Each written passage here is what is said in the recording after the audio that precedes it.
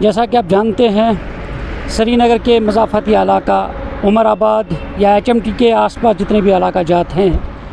आए रोज़ हम खबरें सुनते हैं कि यहाँ पे सड़क हादसात रोनुमा होते हैं और जिनमें लोगों की जानें तलफ़ होती हैं और लोग सड़क हादसात में उनकी जान चली जाती हैं। और गुज़श्ता रोज़ भी हमने देखा है यहाँ पे दिलदोज़ सड़क हादसा हुआ है जिसमें मियाँ बीवी यानी शरीक हयात और उसका शौहर दोनों अज़जां हो गए हैं। और अब लोग यहाँ पे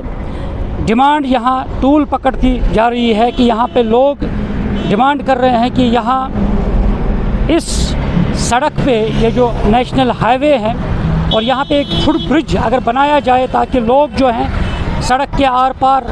यानी आ सकते हैं। और साथ ही यहाँ पे अगर जो हॉस्पिटल भी है, चाहे निजी अस्पताल भी हैं, और उस वक्त भी यहाँ पे लोगों को शदीद मुश्किलात पेश आते हैं, चाहे डाइवर्जेंस है।